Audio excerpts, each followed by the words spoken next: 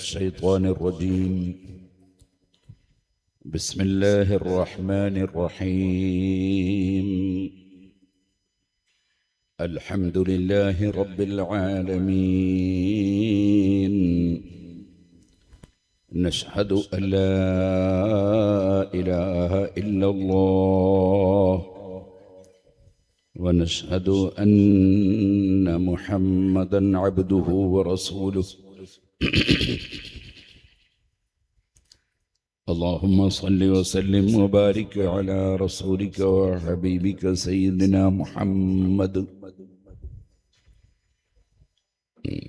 وعلى آل وأصحاب سيدنا ومولانا محمد وعلى جميع الأنبياء والمرسلين ومن اقتدى بهديهم إلى يوم الدين. أما بعد، فأعوذ بالله من الشيطان الرجيم.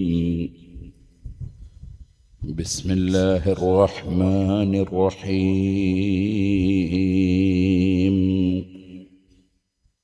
وسارعوا إلى مغفرة من ربكم وجنة عرضها السماوات والأرض أعدت للمتقين. صدق الله العلي العظيم. صدق وبلغ رسوله النبي الكريم، ونحن على ذلك من الشاهدين الشاكرين، والحمد لله رب العالمين. يا رب صل على من حل بالحرم، طه الرسول الذي قد خص بالكرم. يا رب بالمصطفى بلغ مقاصدنا، واغفر لنا ما مضى يا واسع الكرم.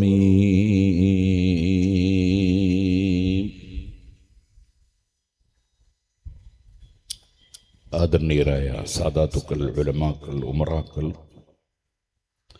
മോമിനീങ്ങൾ, മോമിനാത്തുകൾ, ഏറ്റവും പ്രിയപ്പെട്ട യുവാക്കൾ, വിദ്യാർത്ഥികൾ, സുഹൃത്തുക്കൾ,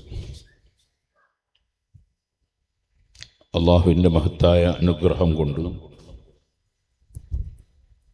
ഇവിടെ അന്ത്യവിശ്രമം കൊള്ളുന്ന മഹാനവറുകളെ അനുസ്മരിച്ചുകൊണ്ട് നടത്തുന്ന ഉറൂസ് പരിപാടിയിലാണ് നാം സംഗമിച്ചിട്ടുള്ളത്. അള്ളാഹു ഈ പരിപാടി ആദ്യം മുതൽ അവസാനം വരെ അതിൻ്റെ എല്ലാ പ്രവർത്തനങ്ങളും ആഖിറത്തിൽ ഉപകരിക്കുന്ന അമലായി നമ്മിൽ നിന്ന് ഖബൂൽ ചെയ്യുമാറാകട്ടെ.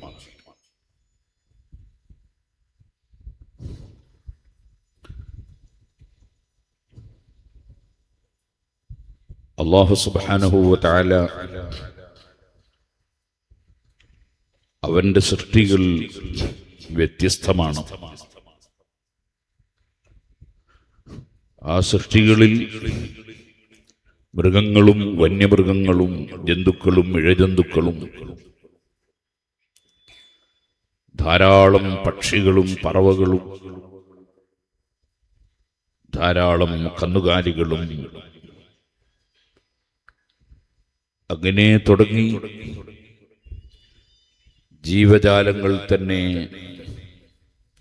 എണ്ണിയാലൊടുങ്ങാത്ത അത്രയും കരയിലും കടലിലുമായി നിൽക്കുന്നുണ്ട്. കരയിലുള്ളതിനേക്കാൾ കൂടുതൽ ഒരു പക്ഷേ കടലിലുണ്ടാകും. ഈ ജീവികളെയെല്ലാം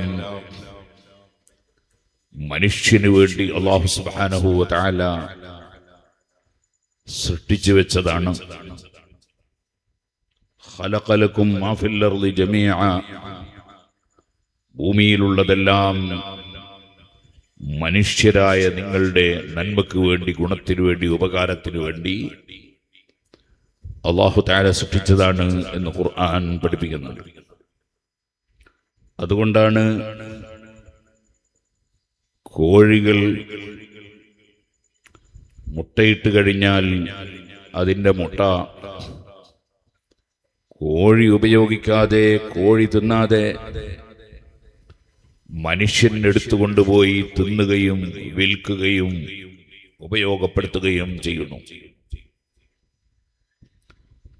പശുക്കളും ആടുകളും ഒട്ടകങ്ങളുമൊക്കെ പ്രസവിച്ചാൽ അതിൻ്റെ പാല് മനുഷ്യൻ കറന്നെടുക്കുന്നു.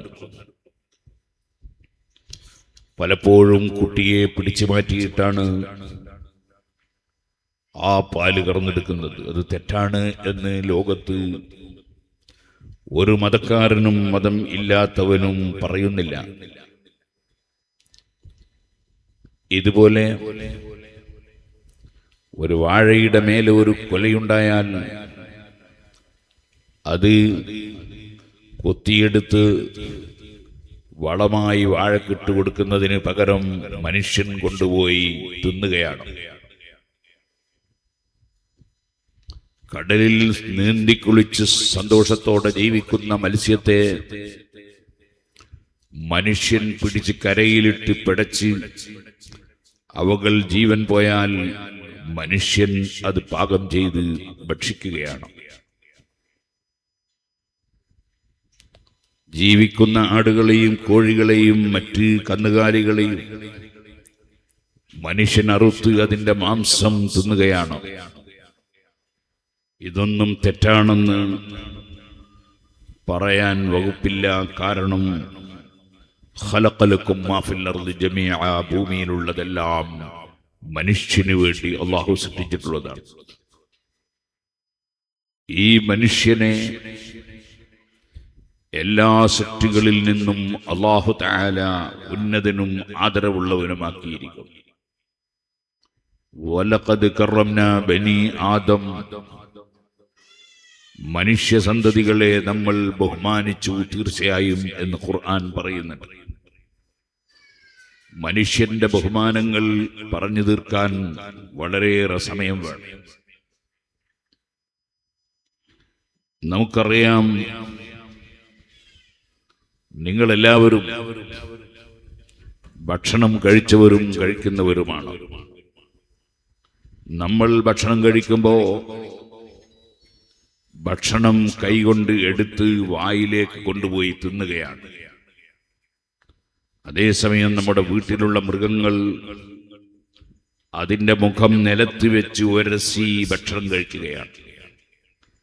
വൃത്തിയോടുകൂടി ഭക്ഷണം കഴിക്കാനും അന്തസ്സോടെ കഴിക്കാനുമുള്ള സംവിധാനം ആ മൃഗങ്ങൾക്ക് നൽകപ്പെട്ടിട്ടില്ല.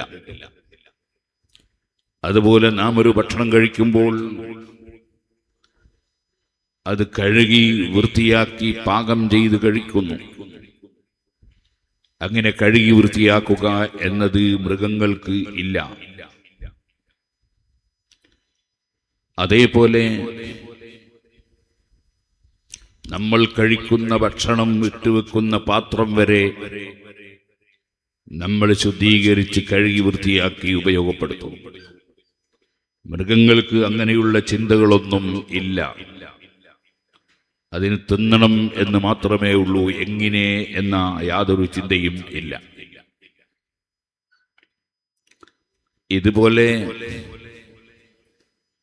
നമ്മൾ മനുഷ്യനോട് അഭിമുഖമായി സംസാരിക്കുന്നു, അഥവാ മുഖത്തോട് മുഖം നോക്കി തല ഉയർത്തി സംസാരിക്കുന്നു.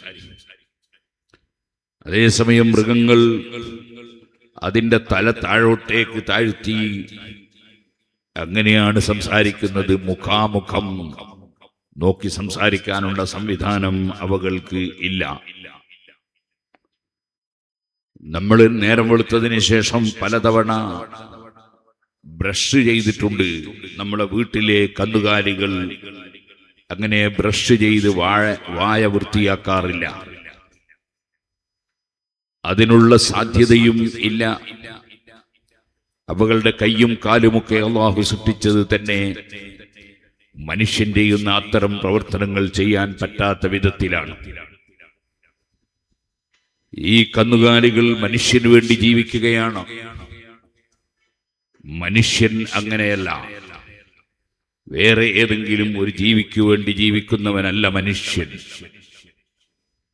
മനുഷ്യന്റെ ജീവിതം എല്ലാ സംവിധാനങ്ങളും ഏർപ്പെടുത്തിക്കൊടുത്ത ലോകസട്ടാവായ അല്ലാഹുവിനെ അറിയാനും അവനെ അനുസരിച്ച് അവനെ ഇബാദത്ത് ചെയ്ത് ജീവിക്കാനുമുള്ളതാണ്. അതുകൊണ്ടാണ് മനുഷ്യനെ അല്ലാഹു തആല വളരെയേറെ ആദരിച്ചു. മനുഷ്യൻ അല്ലാഹു വിശേഷ ബുദ്ധി നൽകി. ഈ വിശേഷ ബുദ്ധി എന്ന് പറയുന്ന തിരിച്ചറിവ് അത് മനുഷ്യന് മാത്രമേ ഉള്ളൂ, വേറെ ജീവികൾക്ക് ഇല്ല. അതുകൊണ്ടാണ് മനുഷ്യൻ അങ്ങാടിയിലേക്ക് ഇറങ്ങുമ്പോ അല്ല, അവൻ വീട്ടിൽ നിന്ന് പോലും അവന്റെ ഔറത്ത് മറക്കുന്നു. പോത്തും എരുമയും കാളയും ആടും പശുവും ഒട്ടകവും അങ്ങനെയുള്ള ജീവികളൊന്നും അതിന്റെ നഗ്നത ഔറത്ത് മറക്കാറില്ല. അവകളുടെ ജീവിതത്തിൽ അവകൾ എല്ലാ ഭാഗവും ഒരുപോലെ കാണുന്നു. ഇതുപോലെ മനുഷ്യൻ അവൻ ജീവിതത്തിൽ ഒരു വസ്തു ഉപയോഗപ്പെടുത്തുമ്പോൾ അത് മറ്റൊരാളുടേതല്ല, എനിക്ക് അനുവദിക്കപ്പെട്ടതാണ് എന്ന് ബോധ്യം വരാൻ വേണ്ടി ശ്രമിക്കുന്നു. മറ്റൊരാളുടേത് എടുത്ത് അനധികൃതമായി മനുഷ്യൻ തിന്നുകയോ കുടിക്കുകയോ ഉടുക്കുകയോ ചെയ്യുന്നില്ല. ചെയ്താൽ അതൊരു മോശമാണ് എന്ന വിശ്വാസവും ധാരണയും മനുഷ്യന്റെ ഹൃദയത്തിൽ ഉണ്ട്. പശുക്കൾക്ക് പുല്ല് തിന്നുമ്പോൾ, കാളകൾക്ക് ഒരു സ്ഥലത്ത് കയറി ചെന്ന് അവിടെയുള്ള സസ്യങ്ങൾ കടിക്കുമ്പോൾ ഇതെനിക്ക് അനുവദിച്ചു തന്നതാണോ അല്ലേ, ഹലാലാണോ അല്ലേ, ഇതിന്റെ ഉടമസ്ഥൻ സമ്മതിച്ചിട്ടുണ്ടോ ഇല്ലേ, ഇങ്ങനത്തെ ചിന്തകളൊന്നും കാളക്ക് ഇല്ല. അവകളെല്ലാം ഇവിടെ ജീവിക്കുന്നുണ്ട്. ചിലപ്പോൾ ഒരു വിധത്തിൽ പറഞ്ഞാൽ അവകളുടെ ജീവിതത്തിന് വളരെയേറെ സൗകര്യങ്ങൾ അല്ലാഹു തആല ചെയ്തു കൊടുത്തിട്ടുണ്ട്. അതുകൊണ്ടാണ് വലിയ ഒരു തടാകത്തിൽ ഒരു പോത്തിന്റെ കുട്ടി പോയി അപകടത്തിൽ വീണാൽ ആ പോത്തിന്റെ കുട്ടി ഭംഗിയായി നീന്തി അക്കരയ്ക്ക് കടന്നുപോകും. ആ പോത്തിന്റെ കുട്ടിയെ ആരും മുമ്പ് നീന്തം പഠിപ്പിച്ചിട്ടില്ല. വെള്ളത്തിൽ കിടന്ന് അത് മുമ്പ് നീന്തം പഠിച്ചിട്ടും ഇല്ല. പക്ഷേ ഈ പോത്തിന്റെ കുട്ടി, കാളയുടെ കുട്ടി വെള്ളത്തിൽ വീണാൽ അത് ഭംഗിയായി നീന്തി കരക്ക് കയറി പോകും. മനുഷ്യന് അങ്ങനെ കഴിയില്ല. മനുഷ്യന് വെള്ളത്തിൽ നീന്തണമെങ്കിൽ ആദ്യം നീന്തം പഠിക്കണം. പഠിക്കാതെ മനുഷ്യന് നീന്താൻ കഴിയില്ല. നിങ്ങൾക്കറിയില്ലേ, നമ്മളെ വീട്ടിലുള്ള പശുക്കൾ എപ്പോഴെങ്കിലും നഖം മുറിക്കാറുണ്ടോ? ഇല്ലല്ലോ. അതിന്റെ നഖം ഒരിക്കലും അത് മുറിക്കാറില്ല. മനുഷ്യൻ അങ്ങനെയാകാൻ പാടില്ല. മനുഷ്യൻ നഖം മുറിക്കണം, പല്ല് തേക്കണം, അതുപോലെ കക്ഷം വടിക്കണം, മീശ വെട്ടണം, താടി ഒപ്പിക്കണം, തലമുടി നിർദ്ദേശിക്കപ്പെട്ടതുപോലെ മാത്രം വളർത്തണം. ഇപ്പൊ ചില ചെറുപ്പക്കാർ തലമുടി അങ്ങനെ തന്നെ സ്ത്രീകൾ വളർത്തുന്നത് പോലെ തലമുടി വളർത്തിയിട്ട് കുറെ താഴ്ത്തി അങ്ങോട്ട് പുറത്തേക്ക് ഇടുന്നവരും അത് പിടിച്ച് കെട്ടിയിട്ട് നടക്കുന്നവരുമുണ്ട്. വാസ്തവത്തിൽ മനുഷ്യൻ അങ്ങനെയല്ല. മൃഗങ്ങളെപ്പോലെ വരുന്നതൊക്കെ വരട്ടെ എന്നുള്ള നിലയ്ക്ക് ജീവിക്കാൻ പാടില്ല. മനുഷ്യന് എങ്ങനെ ജീവിക്കണം എന്നത് നിർദ്ദേശിച്ചു കൊടുക്കാനാണ് ലോകത്ത് കഴിഞ്ഞുപോയ അമ്പിയാക്കളെല്ലാം നിയോഗിക്കപ്പെട്ടത്. അങ്ങനെ എല്ലാ നബിമാരും അവരുടെ അനുയായികൾക്ക് എങ്ങനെ ജീവിക്കണം എന്നത് പഠിപ്പിച്ചു കൊടുത്തിട്ടുണ്ട്. ആ അമ്പിയാക്കൾക്കെല്ലാം അവസാനമായി വന്ന ഏറ്റവും ശ്രേഷ്ഠരായ വ്യക്തിയാണ് മുഹമ്മദുർ റസൂലുള്ളാഹി സ്വല്ലല്ലാഹു അലൈഹി വസല്ലം. റസൂലുള്ളാഹി സ്വല്ലല്ലാഹു അലൈഹി വസല്ലം, എല്ലാവരും ഇങ്ങോട്ട് നോക്കുക. റസൂലുള്ളാഹി സ്വല്ലല്ലാഹു അലൈഹി വസല്ലം ഒരു ദിവസം ഹുറൈമുൽ ഉസൈദി റളിയല്ലാഹു അൻഹുവിനെ കണ്ടു. ആ ഹുറൈമുൽ ഉസൈദി റളിയല്ലാഹു അൻഹു ഒരു സഹാബിയാണ്. അദ്ദേഹത്തിന്റെ തുണി ഉടുത്തപ്പോൾ നിര്യാണിയുടെ ചുവടെ താഴ്ന്നിട്ടുണ്ട്. അതുപോലെ അദ്ദേഹത്തിന്റെ മുടി അതിങ്ങനെ വളർന്ന് ചുമലിലേക്ക് വീണിട്ടുണ്ട്. നബി സല്ലല്ലാഹു അലൈഹി വസല്ലം തങ്ങൾ പറഞ്ഞു, നിഅമർ റജുലു ഹുറൈമുൽ ഉസൈദി ലൗലാ തൂലു ജുമ്മതിഹി വഇസ്ബാലു ഇസാരിഹി. ഹുറൈമുൽ ഉസൈദി നല്ല ആളാണ്, കുഴപ്പങ്ങളൊന്നുമുള്ള ആളല്ല, നല്ല മനുഷ്യനാണ്. പക്ഷേ അദ്ദേഹത്തിന്റെ മുടി ചുമലിലേക്ക് വീഴുന്ന നിലക്ക് നീണ്ടത് ശരിയായില്ല. അദ്ദേഹത്തിന്റെ തുണി നെരിയാണിയുടെ താഴെ താഴ്ന്നതും ശരിയായില്ല. ആ രണ്ട് കാര്യങ്ങളില്ലെങ്കിൽ ഹുറൈമുൽ ഉസൈദി നല്ല ആളായിരുന്നു. അഷ്റഫുൽ ഖൽഖ് സല്ലല്ലാഹു അലൈഹി വസല്ലം തങ്ങളുടെ ഉദ്ദേശം എന്താണ്? അദ്ദേഹത്തെ കുറ്റം പറയലല്ല. അതുകൊണ്ടാണ് അദ്ദേഹത്തെ സംബന്ധിച്ച് ആദ്യം നല്ല ആളാണ് എന്ന് പറഞ്ഞത്. അദ്ദേഹത്തെ ആദ്യം പുകഴ്ത്തി പറഞ്ഞു. പക്ഷേ അദ്ദേഹം അത് തിരുത്തേണ്ടതുണ്ട്. ആ ശരികേടുള്ള പ്രവർത്തനം തിരുത്തേണ്ടതുണ്ട്. അങ്ങനെ തിരുത്തിക്കാനാണല്ലോ നബി സല്ലല്ലാഹു അലൈഹി വസല്ലം നിയോഗിക്കപ്പെട്ടത്. അഷ്റഫുൽ ഖൽഖ് സല്ലല്ലാഹു അലൈഹി വസല്ലം തങ്ങൾ അത് പറഞ്ഞപ്പോൾ അനുസരണബോധമുള്ള അനുയായിയായ ഹുറൈമുൽ ഉസൈദി റളിയല്ലാഹു അൻഹു, അങ്ങനെയാണല്ലോ ഒരു മനുഷ്യരുണ്ടാകേണ്ടത്. അറിയാത്തത് അറിവുള്ളവർ പറഞ്ഞു തരുമ്പോ പറയുന്നവനെ വെറുക്കുകയല്ല, പറയുന്നവനുമായി അകലുകയല്ല, മറിച്ച് ആ പറഞ്ഞത് ശരിയാണെന്നും അത് പറയാനുള്ള വിവരം അദ്ദേഹത്തിനുണ്ടെന്നും വിവരമുള്ളവർ പറയുന്നതനുസരിച്ചാണ് ഞങ്ങൾ ജീവിക്കേണ്ടതെന്നുമുള്ള ശരിയായ ബോധം. ആ ശരിയായ ബോധമുള്ള മനുഷ്യൻ വിവരമുള്ളവർ പറയുമ്പോൾ അതനുസരിച്ച് ജീവിതം ക്രമീകരിക്കും. അഷ്റഫുൽ ഖൽഖ് സല്ലല്ലാഹു അലൈഹി വസല്ലം തങ്ങൾ അത് പറയേണ്ട താമസം. അദ്ദേഹം കാതിന്റെ ചോടക്ക് കണക്കായി മുടി വെട്ടിച്ചു. ശരിയായ വിധത്തിലുള്ള മുടി വളർത്തലായി. ഇതേപോലെ അഷ്റഫുൽ ഖൽഖ് സല്ലല്ലാഹു അലൈഹി വസല്ലം വഇസ്ബാലു ഇസാരിഹി, തുണി താഴ്ന്നത് ശരിയായില്ല എന്ന് പറഞ്ഞില്ലേ? നിര്യാണിയുടെ ചോടെ താഴ്ന്നത് ശരിയായില്ല എന്ന് നബി തങ്ങൾ പറഞ്ഞില്ലേ? അത് ഉടനെ തന്നെ കയറ്റി ഉടുക്കുകയുണ്ടായി. ഞാൻ പറഞ്ഞു വരുന്നത്, ലോകത്ത് കഴിഞ്ഞുപോയ അമ്പിയാക്കളെല്ലാം ചെയ്ത ഡ്യൂട്ടിയാണത്. ശരിയായ ആശയത്തിലും ശരിയായ രീതിയിലും മനുഷ്യനെ ജീവിക്കാൻ ആവശ്യമായ നിർദ്ദേശങ്ങൾ നൽകുകയാണ്. ഒരാൾ വന്ന് നബി സല്ലല്ലാഹു അലൈഹി വസല്ലം തങ്ങളോട് പറഞ്ഞു, എന്റെ ബാപ്പ എന്റെ സ്വത്തെടുത്ത് കളയുന്നു എന്ന് പറഞ്ഞു. അങ്ങനെ മകന്റെ സ്വത്ത് ബാപ്പ കെടുക്കുന്നു എന്ന കംപ്ലൈന്റ് പറഞ്ഞപ്പോ ബാപ്പക്ക് സാമ്പത്തിക ശേഷി ഇല്ലാതിരിക്കുകയും ബാപ്പക്ക് ജീവിക്കാൻ വഴിയില്ലാതിരിക്കുകയും ചെയ്യുമ്പോ മക്കളല്ലേ ബാപ്പക്ക് വേണ്ടത് നൽകേണ്ടത്? മക്കളല്ലേ ആ ബാപ്പയെ സംരക്ഷിക്കേണ്ടത്? ഈ മകനും മകളുമൊക്കെ കുട്ടിക്കാലത്ത് സ്വന്തത്തിൽ ഭക്ഷണം കഴിക്കാനും വെള്ളം കുടിക്കാനും വസ്ത്രം ധരിക്കാനും ഒന്നും ശേഷിയില്ലാത്ത കാലത്ത് ആ മക്കൾക്ക് വേണ്ട വസ്ത്രവും വെള്ളവും ഭക്ഷണവും മരുന്നും ആവശ്യമുള്ളതെല്ലാം കഠിനാധ്വാനം ചെയ്ത് ഉണ്ടാക്കി കൊടുത്തവരല്ലേ ബാപ്പയും ഉമ്മയും? ആ ബാപ്പയും ഉമ്മയും പ്രായമാകുമ്പോൾ അവരെ അവഗണിക്കുന്നത് ശരിയാണോ? അവരെ തള്ളിക്കളയുന്നത് ശരിയാണോ? അതൊരിക്കലും ശരിയല്ലല്ലോ. ഖുർആൻ പറഞ്ഞത് തന്നെ എന്താണ്? അനിഷ്കുറുല്ലി വലിവാലിദൈക്, എനിക്ക് നിങ്ങൾ നന്ദി ചെയ്യണം. അള്ളാഹു പറയാണ്. ഉറപ്പാണല്ലോ, അള്ളാഹുവിന് നന്ദി ചെയ്യണം എന്നതിൽ ഒരു സംശയത്തിനും അവകാശമില്ലല്ലോ.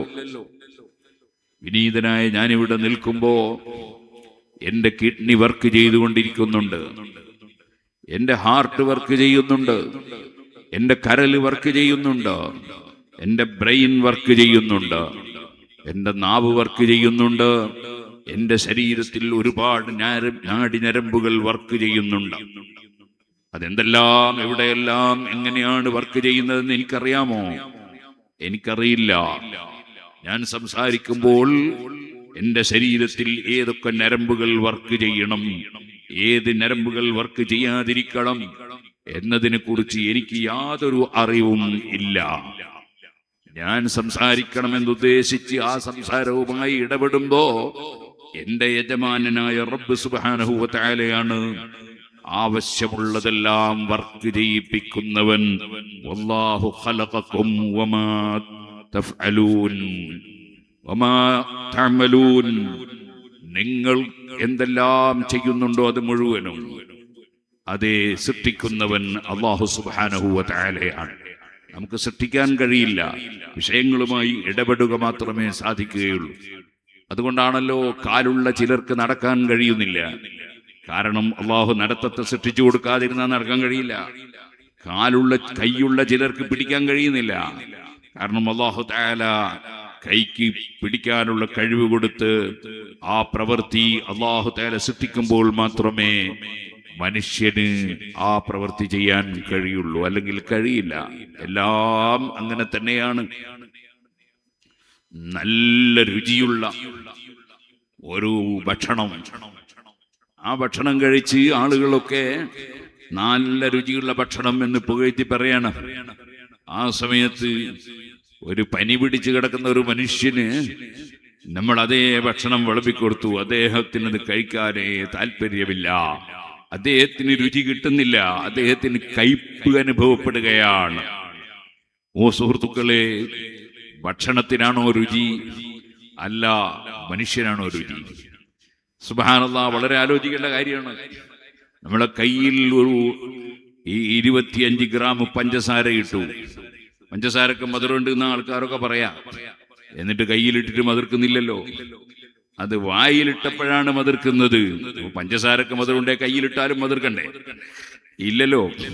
അത് വായിലിട്ടപ്പോഴാണ് മതിർക്കുന്നത്. അപ്പൊ വായക്കാണോ മധുരം, അല്ല പഞ്ചസാരക്കാണോ മധുരം? എന്നാൽ പിന്നെ വായക്കാണ് മധുരമെങ്കിൽ ആ പഞ്ചസാര ഇടുന്നതിന് മുമ്പ് തന്നെ മതിർക്കണ്ടേ? അങ്ങനെയുമല്ല, ഇത് രണ്ടും കൂടി ചേരുമ്പോഴാണ് മധുരം. ഇതെല്ലാം അല്ലാഹു സുബ്ഹാനഹു വ തആല അതേ സംഘടിപ്പിച്ചു തന്ന അനുഗ്രഹങ്ങൾ പറഞ്ഞാൽ തീരാത്തതാണ്. സുബ്ഹാനല്ലാഹ്, വായിലിട്ട് ഒരു വസ്തു ചവക്കുമ്പോൾ ആ വസ്തു ചവക്കുന്ന സമയത്ത് അത് അരച്ചെടുക്കലാണ് ഉദ്ദേശം, അതിനാണ് ചവക്കുന്നത്. അങ്ങനെ അരച്ചു കിട്ടണമെങ്കിൽ വെള്ളം കുടയണം. അങ്ങനെയാണ് അമ്മിയിലിട്ടൊരു സാധനം അരക്കുമ്പോ വെള്ളമില്ലാതെ അരക്കാൻ കഴിയൂല, അല്ലെങ്കിൽ പിന്നെ പൊടിക്കലാവും. അരക്കണമെങ്കിൽ വെള്ളം വേണം. പക്ഷേ വായിൽ ആ സമയത്ത് പ്രത്യേകം വെള്ളം ഇങ്ങനെ ഒഴിച്ചു കൊടുക്കേണ്ട ആവശ്യമില്ല. അതാത് സമയം ഉമിനീരിങ്ങനെ അവിടെ പൊട്ടിവരുന്നു, അരവ് വളരെ ഭംഗിയായി നടക്കുന്നു. നിങ്ങൾ ആലോചിച്ചു നോക്കൂ, അരവ് നന്നായി നടക്കാൻ വേണ്ടിയാണല്ലോ അല്ലാഹു തആല മേലെ താടിയിലും താഴെ താടിയിലും വ്യത്യസ്തമായി സൃഷ്ടിച്ചത്. മേലെ താടിയിൽ അനങ്ങൂല, നിങ്ങളൊന്ന് അങ്ങോട്ടും ഇങ്ങോട്ടും നീക്കി നോക്ക്, കഴിയൂല, ആരൊന്തിപ്പിടിച്ചാലും അനങ്ങൂല. അതേ സമയത്ത് താഴെ താടിയിൽ അങ്ങോട്ടും ഇങ്ങോട്ടും നീങ്ങും. കാരണം അരവ് നടക്കണമെങ്കിൽ ഒരേ സമയത്ത് അമ്മിയും കുട്ടിയും നീങ്ങിയാൽ പറ്റൂല, ഏതെങ്കിലും ഒന്നേ നീങ്ങാൻ പാടും. അതുകൊണ്ടാണ് മേലെ താടിയിൽ നീങ്ങൂല, താഴെ താടിയിൽ മാത്രം നീങ്ങും. മനുഷ്യനിങ്ങനെ ആവശ്യമുള്ള വിഷയങ്ങളെല്ലാം കൃത്യമായി നൽകിയ യജമാനനായ അല്ലാഹ്, ആ അല്ലാഹുവിന് നന്ദി ചെയ്യണം എന്നത് ഏത് ബുദ്ധിയുള്ളവനാണ് മനസ്സിലാക്കാൻ കഴിയാത്തത്? അനിസ്കുർലി, എനിക്ക് നന്ദി ചെയ്യണം അല്ലാഹു കൽപ്പിക്കുകയാണ്. കലീമുല്ലാഹി മൂസ അലൈഹിസ്സലാത്തു വസ്സലാം ചോദിച്ചു, അല്ലാഹുവേ, നിനക്ക് എങ്ങനെ ഞങ്ങൾ നന്ദി ചെയ്യുക?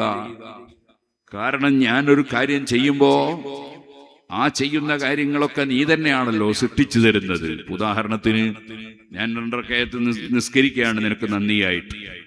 ആ നിസ്കാരം വാസ്തവത്തിൽ എന്നെ കൊണ്ട് കഴിയൂലല്ലോ, നീയല്ലേ അതിന്റെ കഴിവ് തരുന്നത്. നീയല്ലേ ആ സമയത്തും എൻ്റെ ശരീരത്തിൽ വർക്ക് ചെയ്യേണ്ടതൊക്കെ വർക്ക് ചെയ്യിപ്പിക്കുന്നത്. നീയല്ലേ എൻ്റെ ആ നിസ്കാരത്തിനുള്ള ശേഷിയും കഴിവും തന്ന് നിസ്കാരം സൃഷ്ടിച്ചു തരുന്നവൻ നീയല്ലേ. ഞാൻ അതുമായി ഇടപെടുന്നു എന്നല്ലേ ഉള്ളൂ. ആകയാൽ ഞാൻ 2 റക്അത്ത് നിസ്കരിച്ച് നിനക്ക് നന്ദി പ്രകടിപ്പിച്ചാൽ ആ നന്ദി പ്രകടിപ്പിക്കാനുള്ള കഴിവ് തന്ന വകയിൽ നിനക്ക് വീണ്ടും ഞാൻ നന്ദി ചെയ്യേണ്ടതുണ്ടല്ലോ. വീണ്ടും ഞാൻ അതിൻ്റെ പേരിൽ ഞാനൊരു 1,00,000 ഉറുപ്പിക സദഖ ചെയ്താൽ ആ സദഖ ചെയ്യാനുള്ള മനസ്സ് തന്നതാരാണ്? ആ ചെയ്യുന്ന ധർമ്മം ചെയ്യുന്ന പണം തന്നതാരാണ്? പ്രസവിച്ചു വരുമ്പോൾ എൻ്റെ കൈവശത്തിലൊന്നുമില്ലല്ലോ, എനിക്കെല്ലാം നീ തന്നത് തന്നെയാണല്ലോ. അതുകൊണ്ടല്ലേ ഖുർആൻ അതാ കൊടുക്കണമെന്ന് പറയുന്ന സ്ഥലത്ത് വമിമ്മാ റസഖ്നാഹും യുൻഫിഖൂൻ അൻഫിഖൂ മിമ്മാ റസഖ്നാകും. ഇങ്ങനെയൊക്കെയല്ലേ ഖുർആനിന്റെ പ്രയോഗം. നമ്മൾ തന്നതിൽ നിന്ന് കൊടുക്കുക, നമ്മൾ തന്നതിൽ നിന്ന് ചെലവഴിക്കുന്നവർ. കാരണം അള്ളാഹു തന്നതല്ലാതെ ഒരു മനുഷ്യന്റെ കയ്യിലും ഒരു നയാകാശമില്ലല്ലോ. അതുകൊണ്ട് തന്നെ ഞാൻ നിനക്ക് എങ്ങനെ നന്ദി ചെയ്താലും ആ നന്ദിയൊക്കെ നിന്റെ വകയിലാണല്ലോ, എന്റെ വകയിലല്ലല്ലോ.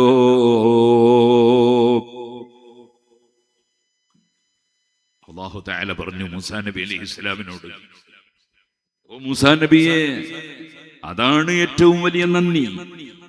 എല്ലാം എന്നിൽ നിന്നാണ്, നിങ്ങളെ സ്വന്തം വക അല്ല, ഒക്കെ ഞാൻ തന്നിട്ടാണ് എന്ന് വിശ്വസിച്ച് അംഗീകരിക്കുന്നതാണ് ഏറ്റവും വലിയ നന്ദി. അതേ സമയത്ത് നന്ദി പ്രകടനത്തിന് വേണ്ടി അല്ലാഹു തആല കൽപ്പിച്ച നിർദ്ദേശങ്ങൾ അനുസരിച്ച് അപ്പോൾ അവൻ ജീവിക്കും. അല്ലാഹുവിന് നന്ദി വേണമെന്ന ചിന്തയുള്ളവൻ ജീവിക്കും. അനിസ്കുർലി, എനിക്ക് നിങ്ങൾ നന്ദി ചെയ്യണം. അപ്പോൾ 5 വഖത്ത് കൃത്യമായി നിസ്കരിക്കും. സുബ്ഹി ഖളാക്കി കിടന്നുറങ്ങില്ല. അതേപോലെ ജമാഅത്ത് പള്ളിയിൽ നടക്കുമ്പോ ജമാഅത്തിന് പങ്കെടുക്കാതെ പുറത്തു നിന്ന് കഥ പറയൂല. അതേപോലെ ളുഹ്ർ നിസ്കരിക്കാതെ കല്യാണത്തിന് പണിയെടുക്കില്ല. അസ്റും മഗ്രിബും ഖളാക്കി പ്രകടനം നടത്തില്ല. അതേ ഇശാ നിസ്കരിക്കാതെ കിടന്നുറങ്ങില്ല. യജമാനനായ റബ്ബിന്റെ വെള്ളം കുടിച്ചവന്റെ ഭക്ഷണം കഴിച്ചവന്റെ ഭൂമിയിൽ ഓരോ സെക്കൻഡും അവനാണല്ലോ എൻ്റെ ശരീരത്തിലെ വളരെ പ്രധാനപ്പെട്ട എല്ലാ ഉപകരണങ്ങളും ചലിപ്പിച്ച് എന്നെ ജീവിപ്പിക്കുന്നവൻ. ആ റബ്ബ് സുബ്ഹാനഹു വ തആലയുടെ കൽപ്പന ധിക്കരിച്ചുകൊണ്ട് നിസ്കാരം ഖളാഅക്കില്ല, നോമ്പെടുക്കേണ്ട സമയത്ത് നോമ്പ് കൈയൊഴിക്കില്ല, സക്കാത്ത് കൊടുക്കേണ്ടവൻ സക്കാത്ത് കൊടുക്കാതിരിക്കില്ല, കഴിവും സാമ്പത്തികവും അല്ലാതെയുമുള്ള ശേഷിയുണ്ടെങ്കിൽ ഹജ്ജ് ചെയ്യാതിരിക്കില്ല. അതേപോലെ അല്ലാഹു തആല കൽപ്പിച്ചതൊന്നും കൈയൊഴിക്കില്ല. പടച്ചവന് നന്ദിയുന്നവനാണോ അവന്റെ കൽപ്പനകൾ അനുസരിച്ച് ജീവിക്കും. കൽപ്പനകൾ വെറും കേവലം ഇത്തരം ഇബാദത്തുകൾ മാത്രമല്ല, മനുഷ്യനോടുള്ള കൽപ്പനകൾ എന്തെല്ലാം കൽപ്പനകളുണ്ട്. മാതാപിതാക്കളോട് നന്ദി ചെയ്യണം, അതൊരു കൽപ്പനയാണ്. പ്രായമുള്ളവരെ ബഹുമാനിക്കണം, അത് വേറൊരു നിർദ്ദേശമാണ്. കുട്ടികളോട് കാരുണ്യം വേണം, അത് മറ്റൊരു നിർദ്ദേശമാണ്. അയൽവാസികൾക്ക് നന്മ ചെയ്യണം, വേറെ ഒരു നിർദ്ദേശമാണ്. കുടുംബ ബന്ധം ചേർക്കണം, മുറിക്കാൻ പാടില്ല, അത് വേറെ ഒരു കൽപ്പനയാണ്. സുഹൃത്തുക്കളെ, അങ്ങനെ ധാരാളം കൽപ്പനകളുണ്ട്. 7ാമത്തെ വയസ്സിൽ തന്നെ നമ്മുടെ മക്കളോട് നിസ്കരിക്കാൻ പറയണം. അതിന് 7 വയസ്സിന് മുമ്പ് തന്നെ കുട്ടികൾക്ക് നിസ്കാരം പഠിപ്പിച്ചിരിക്കണം, വുളൂ പഠിപ്പിച്ചിരിക്കണം. കുട്ടികളെ കൃത്യമായി മദ്രസയിലാക്കണം. അവരെ 7 വയസ്സിന് മുമ്പ് നിസ്കാരം പഠിപ്പിച്ചിരിക്കണം. എങ്കിലല്ലേ 7ാമത്തെ വയസ്സിൽ നിസ്കരിക്കാൻ നിർദ്ദേശിക്കാൻ പറ്റുള്ളൂ. അതേപോലെ നമ്മുടെ കുട്ടികൾക്ക് ബ്രഷ് ചെയ്യുന്നത് പഠിപ്പിക്കണം, ശൗചം ചെയ്യുന്നത് പഠിപ്പിക്കണം. കുട്ടികൾക്ക് ആവശ്യമുള്ള അറിവുകളെല്ലാം രക്ഷിതാക്കൾ നൽകണം. വിശ്വസിക്കേണ്ട കാര്യങ്ങൾ കുട്ടികളുടെ മനസ്സിലേക്ക് അതാ നമ്മൾ കടത്തിവിടണം. അതുകൊണ്ട് തന്നെ അള്ളാഹുവിനെ കുറിച്ചുള്ള അറിവ് ലോകം സൃഷ്ടിച്ചവൻ പടച്ചവൻ അള്ളാഹുവാണ്.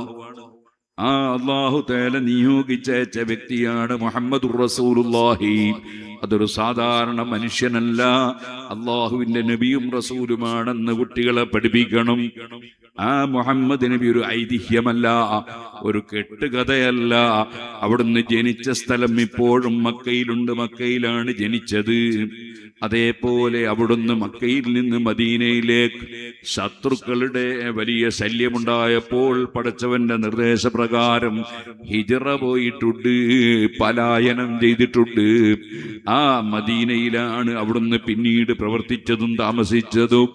ഇപ്പോഴും മദീനയിൽ മറവ് ചെയ്യപ്പെട്ട ആളാണ് മുഹമ്മദുർ റസൂലുള്ളാഹി. ഇത് നമ്മുടെ ചെറിയ കുട്ടികൾക്ക് പഠിപ്പിക്കണം. ഫതുഹുൽ മുഈനിലുള്ള കാര്യങ്ങളാണ് ഞാൻ പറയുന്നത്. അതേപോലെ ആവശ്യമുള്ള വിശ്വാസവും കർമ്മവുമൊക്കെ കുട്ടികളെ പഠിപ്പിക്കണം. അത് മനുഷ്യന് നിർബന്ധമാണ്, പടച്ചവനോട് ചെയ്യുന്ന നന്ദിയാണ്. അങ്ങനെ വരുമ്പോൾ ആ കുട്ടികൾ വെറും ഇംഗ്ലീഷ് മീഡിയം സ്കൂളിൽ പഠിച്ചാ പോരാ, മറിച്ച് അവർക്ക് ദീനീ വിദ്യാഭ്യാസം കിട്ടുന്നുണ്ടോ ഇല്ലേ എന്ന് ചിന്തിക്കണം. അവർക്ക് ദീനിന്റെ വിശ്വാസങ്ങളും കർമ്മങ്ങളും അതുപോലെ ആചാരങ്ങളും മര്യാദകളും സ്വഭാവവും പഠിപ്പിക്കപ്പെടണം. അത് അതേ സ്കൂളിൽ തന്നെ ഉണ്ടെങ്കിൽ അൽഹംദുലില്ലാഹ്, ഇല്ലെങ്കിൽ അതിന് മാർഗം കാണണം. അത് കൊണ്ടുപോയി കുട്ടികളെ ചേർക്കുമ്പോൾ ചേർക്കപ്പെടുന്ന സ്ഥാപനം ആരുടേതാണ് എന്ന് ആദ്യം ആലോചിക്കണം. അവിടെ കുട്ടികളെ നിരീശ്വരവാദത്തിലേക്ക്, മതവിരോധത്തിലേക്ക്, അള്ളാഹു ഇല്ല എന്ന വിശ്വാസത്തിലേക്ക് കുട്ടികളുടെ ചെറിയ മനസ്സുകളെ കൂട്ടിക്കൊണ്ടുപോകുന്ന യുക്തിവാദിയുടെയും നിരീശ്വരവാദിയുടെയും സ്ഥാപനത്തിൽ കൊണ്ടുപോയി ചേർത്ത് ആ കുട്ടികൾ പടച്ചവനില്ല എന്ന വാദത്തോടെ സ്കൂളിൽ നിന്ന് ഇറങ്ങി വരാൻ പാടില്ല. അതേപോലെ അതാ അള്ളാഹുവിന് കയ്യും കാലുമുണ്ടെന്നോ, പടച്ചവനൊരു സിംഹാസനത്തിന്റെ മുകളിൽ ഇരിക്കുന്നുണ്ടെന്നോ, പടച്ചവന് തണ്ടങ്കാലുണ്ടെന്നോ ഊരയുണ്ടെന്നോ പറയുന്ന ഒരിക്കലും ഒരു മുസ്ലിമിന് വിശ്വസിക്കാൻ പറ്റാത്ത വിശ്വാസം പഠിപ്പിക്കുന്ന സലഫികളുടെ സ്ഥാപനത്തിലാകരുത്. ഇതുപോലെ അഷ്റഫുൽ ഖൽഖ് സല്ലല്ലാഹു അലൈഹി വസല്ലമ തങ്ങളെ സംബന്ധിച്ച് കേവലം ഒരു സാധാരണ മനുഷ്യനാണെന്നും അവിടുത്തെ ശരീരം മണ്ണിന്റെ ഉള്ളിൽ ജീർണിച്ച് നശിച്ചു പോയി എന്നും പറയുന്ന ഏതെങ്കിലും ജമാഅത്തി ഇസ്ലാമിക്കാരന്റെ സ്ഥാപനത്തിലാകരുത്, സലഫിയുടെ സ്ഥാപനത്തിലാകരുത്, മറിച്ച് സുന്നത്ത് ജമാഅത്തിന്റെ വിശ്വാസം പഠിപ്പിക്കപ്പെടുന്ന സ്ഥാപനത്തിലാകണം. എവിടെയെങ്കിലും കൊണ്ടുപോയി ചേർത്താൽ പോരാ. അല്ലാഹുവിന് നന്ദിയുള്ളവരാണെങ്കിൽ, ഇതുപോലെ അല്ലാഹുവിന് നന്ദിയുള്ള ഒരാളാണെങ്കിൽ മക്കളെ കൊടുത്തത് ആരാണ്? അത് പടച്ച റബ്ബാണ്. വേറെ ആർക്കും ഇവിടെ മക്കളെ കൊടുക്കാൻ കഴിയില്ല. നമുക്കറിയാമല്ലോ, യഹബു ലിമൻ യശാഉ ഇനാഥൻ, അള്ളാഹു ഉദ്ദേശിച്ചവർക്ക് അള്ളാഹു തആല പെൺകുട്ടികളെ കൊടുക്കുന്നു. അതേ ചിലർക്ക് അള്ളാഹു തആല ആൺകുട്ടികളെ കൊടുക്കുന്നു, ചിലർക്ക് അള്ളാഹു ആൺകുട്ടികളെയും പെൺകുട്ടികളെയും കൊടുക്കുന്നു, ചിലർക്ക് അള്ളാഹു തആല തീരെ മക്കളെ കൊടുക്കുന്നില്ല. അങ്ങനെ തീരെ മക്കളില്ലാത്ത ആളാണ് നബിയുല്ലാഹി ഈസാ അലൈഹിസ്സലാം. ആൺകുട്ടികളും പെൺകുട്ടികളും ഉണ്ടായ ആളാണ് ബഹുമാനപ്പെട്ട അഷ്റഫുൽ ഖൽഖ് മുഹമ്മദുർ റസൂലുള്ളാഹി സല്ലല്ലാഹു അലൈഹി വസല്ലം. ആൺകുട്ടികൾ മാത്രം ജനിച്ച ആളാണ് ഖലീലുല്ലാഹി ഇബ്രാഹിം അലൈഹിസ്സലാം. പെൺകുട്ടികൾ മാത്രം ജനിച്ച നബിയാണ് ലൂത്ത് നബി അലൈഹിസ്സലാം. എല്ലാവർക്കും കൊടുക്കുന്നവൻ അല്ലാഹുവാണ്. ആ അല്ലാഹു നമുക്ക് നൽകിയ അനുഗ്രഹമാണ് നമ്മുടെ മക്കൾ. അതുകൊണ്ട് തന്നെ പെൺകുട്ടി വളർന്ന് വലുതാകുമ്പോ ആ പെൺകുട്ടിയുടെ ജീവിതം മരിക്കുന്നത് വരെയും അതിന്റെ ശേഷം ആ പരമ്പര തുടർന്നും ഖിയാമത്ത് നാൾ വരെ ജീവിക്കുമ്പോൾ അവരുടെ ദീന് ഫസാദായി പോകുന്നവർക്ക് മകളെ കൊണ്ടുപോയി കെട്ടിച്ചു കൊടുക്കാൻ പാടില്ല.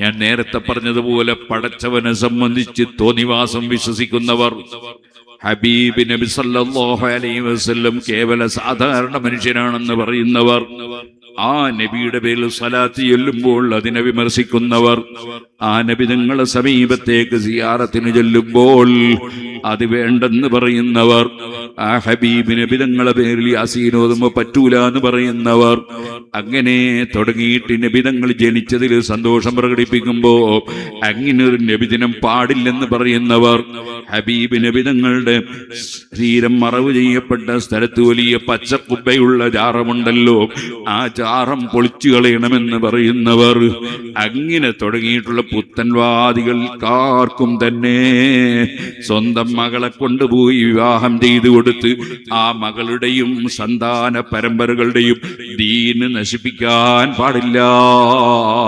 അത് റബ്ബിന് ചെയ്യുന്ന ശുക്റല്ല. ഇന്നൽ ഇൻസാന ലിറബ്ബിഹി ലകനൂദ്.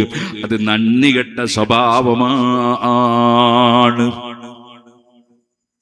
ഓ സുഹൃത്തുക്കളെ, അല്ലാഹുവിനെ നന്ദി ചെയ്ത് ജീവിക്കുമ്പോ ഒരുപാട് മേഖലകൾ മനുഷ്യൻ ആലോചിക്കേണ്ടതും ജീവിതത്തിൽ കൊണ്ടുവരേണ്ടതും സൂക്ഷിക്കേണ്ടതും ഉണ്ട്. പണം ലഭിക്കുമെന്ന് കണ്ടിട്ട് വട്ടിക്ക് കൊടുക്കാൻ പറ്റില്ല, പലിശ വാങ്ങാൻ പറ്റില്ല, പലിശ കച്ചവടം ചെയ്യാൻ പാടില്ല. പണം ഒരു പക്ഷേ വലിയ ലാഭം കിട്ടിയെന്ന് വരും, ആ ലാഭം ലാഭമല്ല. യംഹഖുല്ലാഹു റിബ വയുർബി സ്വദഖാത്ത്. അതിനെ അല്ലാഹു മയച്ചു കളയുമെന്നാണ് പറഞ്ഞത്. ഈ അടുത്തൊരാൾ എൻ്റെ അടുത്ത് വന്നു. അദ്ദേഹം പറഞ്ഞു, ഞങ്ങളുടെ നാട്ടിൽ ഒരാൾക്ക് 10 കോടി ഉറുപ്പിക ലോട്ടറി അടിച്ചിട്ടുണ്ട്. ആ ലോട്ടറി അടിച്ചവന്റെ വീട്ടിൽ വെച്ച് എനിക്ക് ഭക്ഷണം കഴിക്കാൻ പറ്റുമോ? ഞാൻ അദ്ദേഹത്തിന്റെ വീട്ടിൽ ക്ഷണിച്ചാൽ പോകണോ എന്നൊക്കെ ചോദിച്ചു. അദ്ദേഹം നല്ല സൂക്ഷ്മതയുള്ള ഒരു മനുഷ്യൻ. എനിക്ക് അദ്ദേഹത്തോട് വലിയ സ്നേഹം തോന്നി. ആ 10 കോടിക്ക് അദ്ദേഹം ഒരു വിലയും വെച്ചില്ല. അതാണ് മൂമിനായ മനുഷ്യൻ. കാരണം ഹറാമായ പണം എന്താണ് അതുകൊണ്ട് കാര്യം? എല്ലാവരും മരിച്ചു പോവില്ലേ? എല്ലാ പണവും നശിച്ചു പോവില്ലേ?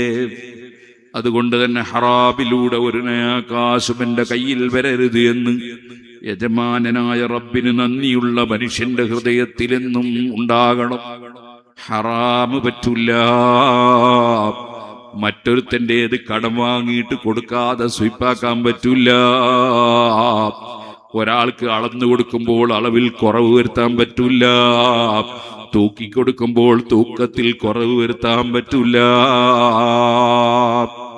ചതിച്ചുകൊണ്ടൊരു സാധനവും കൊടുക്കാൻ പറ്റില്ല. അഷ്റഫുൽ ഖൽഖ് സല്ലല്ലാഹു അലൈഹി വസല്ലമ തങ്ങൾ ഒരു ദിവസം മഴ പെയ്ത ദിവസം ഇങ്ങനെ പോവാണ്. അപ്പോൾ ഒരു അരി ധാന്യം വിൽക്കുന്ന സ്ഥലത്തെത്തി. നബി സല്ലല്ലാഹു അലൈഹി വസല്ലം നോക്കുമ്പോൾ അവിടെ ധാന്യം ഇങ്ങനെ വെച്ചിട്ടുണ്ട് വിൽക്കാൻ. നബി തങ്ങൾ ആ ധാന്യത്തിന്റെ ഉള്ളിലേക്ക് കൈയങ്ങോട്ട് കടത്തിയിട്ട് അടിയിൽ നിന്ന് കുറച്ച് വാരിയും എടുത്തു. നോക്കുമ്പോൾ അടിയിലുള്ളതെല്ലാം നനഞ്ഞതാണ്, മേലെയുള്ളത് ഉണങ്ങിയതാണ്. അദ്ദേഹത്തോട് ചോദിച്ചു, എന്തേ ഈ നനഞ്ഞത് വിൽക്കുന്നത്? അദ്ദേഹം പറഞ്ഞു, അത് മഴ പെയ്തിട്ട് നനഞ്ഞു പോയതാണ്. നബി സല്ലല്ലാഹു അലൈഹി വസല്ലം ചോദിച്ചു, പിന്നെ നനഞ്ഞത് മേലിട്ടൂടെ? നനഞ്ഞത് ചോടിട്ടിട്ട് മേലെ ഉണങ്ങിയതിട്ട് ആളുകൾ ചതിക്കല്ലേ? മൻ ഗസ്സ ഫലൈസ മിന്നാ. ചതിക്കുന്നവൻ നമ്മളിൽ പെട്ടവനല്ല. ഒരാളെയും ചതിക്കാൻ പാടില്ല. വിവാഹം കഴിക്കുന്ന സമയത്ത് വിവാഹം കഴിക്കണമെന്ന ചിന്ത മനസ്സിലുണ്ട്. അങ്ങനെ ഒരു വിവാഹം കഴിച്ചൊരു പെണ്ണിനെ സുബ്ഹാനല്ലാഹ്, വിവാഹത്തിന് നിക്കാഹിന് മുമ്പ്, അൻകഹതുക ബില്ലി പറയുന്നതിന് മുമ്പ്, ഉസവ്വിജുക അലാ മാ അമറല്ലാഹു ബിഹി മിൻ ഇംസാകിൻ ബിമഅറൂഫിൻ ഔ തസ്രീഹിൻ ബിഇഹ്സാൻ. നിനക്ക് ഞാൻ എന്റെ മകളെ നിനക്ക് ഞാൻ ഇണയാക്കി തീർന്നു. അലാ മാ അമറല്ലാഹു ബിഹി, അല്ലാഹു കൽപ്പിച്ച നിർദ്ദേശപ്രകാരം. മിൻ ഇംസാകിൻ ബിമഅറൂഫിൻ, നല്ല നിലക്ക് അവളുടെ കൂടെ അവളെയും കൂട്ടി നടക്കണം, ജീവിക്കണം. ഔ തസ്രീഹിൻ ബിഇഹ്സാൻ, അല്ലെങ്കിൽ ഒരു നിലക്കും മുന്നോട്ട് പോകില്ലാൻ തോന്നുകയാണെങ്കിൽ നല്ല നിലക്കും ഒഴിവാക്കി തരണം. ഇത് പറഞ്ഞിട്ടാണ് അൻകഹതുക ബിന്തി എന്ന് പറയുന്നത്. അൻകഹതുക ബിന്തി, നിനക്ക് ഞാൻ എന്റെ മകളെ നിനക്ക് ഞാൻ കൂട്ടിച്ചേർത്തു തന്നു എന്നാണ് അതിന്റെ അർത്ഥം. കൂട്ടിച്ചേർത്തു തന്നു. ഇനി നിങ്ങൾ രണ്ടാളും ഒന്നാണ്, ഇനി രണ്ടില്ല. സുബ്ഹാനല്ലാഹ്. അത് കേൾക്കുമ്പോ ഈ വരൻ അങ്ങോട്ട് പറയുന്നത് എന്താണ്? ഖബിൽതു നികാഹഹാ, അവളെ എനിക്ക് കൂട്ടിച്ചേർത്ത് എന്നതിനെ ഞാൻ കബൂൽ ചെയ്തു, സ്വീകരിച്ചു. ഇനി ഞങ്ങൾ രണ്ടാളും ഒന്നാണ്. ഇത്ര മഹർ നൽകുകയും ചെയ്യും. സുഹൃത്തുക്കളെ, ഇങ്ങനെ ഒന്നാണ് എന്നും പറഞ്ഞിട്ട് ഒരു വലിയ കരാറല്ലേ അത്. ആ കരാറിലൂടെ സ്വീകരിച്ച പെണ്ണിനെ വീട്ടിലിട്ട് ചീത്ത പറയാൻ പാടുണ്ടോ? അവളെ തല്ലാൻ പാടുണ്ടോ? അവളെ ബാപ്പാനെ പറയാൻ പാടുണ്ടോ?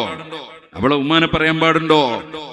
അവളുടെ കഴുത്തിൽ ബാപ്പ കൊടുത്ത സ്വർണം നീ കൊണ്ടുപോയി വിൽക്കാൻ പാടുണ്ടോ? അവൾക്ക് അല്ലാഹു തആല ബാപ്പയോ ഉമ്മയോ മുഖേന കൊടുത്തതോ നീ മഹർ കൊടുത്തതോ ആണെങ്കിൽ തന്നെ അത് അവളതാണ്, നിന്റെതല്ല. മഹർ കൊടുത്തു കഴിഞ്ഞോട് അവളതായി മാറി. ഇനി അവളും നീയുമായി ലൈംഗിക ബന്ധത്തിൽ ഏർപ്പെടുന്നതോടുകൂടി പൂർണ്ണമായും അതിന്റെ അവകാശി അവളാണ്. നിനക്കതിൽ അവകാശമില്ല. നീ കൊടുത്തതുള്ള ധാരണയെ നിനക്കുണ്ടാകാൻ പാടില്ല. നിങ്ങൾ ആരെങ്കിലും ഒരു പത്തിയാക്കരി ഒരു അങ്ങാടിയിൽ നിന്ന് വാങ്ങിയിട്ട് ആ സമയത്ത് ഒരു 25,000 ഉറുപ്പ്യയും കൊടുത്ത് നീ തിരിച്ചു വന്നതിന് ശേഷം എന്റെ പൈസ ഉണ്ടായാലും നിങ്ങൾ ആരും പറയലുണ്ടോ? അത് കൊടുത്തു കഴിഞ്ഞില്ലേ? ഇതുപോലെ അത് കൊടുത്തു കഴിഞ്ഞതാ, അത് നിന്റെതല്ല. അത് നിന്റെ വാപ്പയും ഉമ്മയും പറഞ്ഞാൽ പോലും നിനക്കത് വാങ്ങി പണയം വെക്കാനോ നിനക്കത് വിൽക്കാനോ പറ്റൂല. ആ ഭാര്യ സ്വന്തം തൃപ്തിയിൽ സംതൃപ്തിയിൽ ഭർത്താവിനെ സ്നേഹിച്ച് സഹായിക്കാമെന്ന നിലക്ക് പണയം വെക്കാൻ കൊടുത്താലും വിൽക്കാൻ കൊടുത്താലും ചെയ്യാം. പക്ഷേ അത് മനസ്സിന്റെ ഉള്ളെന്ന് പറഞ്ഞതാണോ നോക്കണം.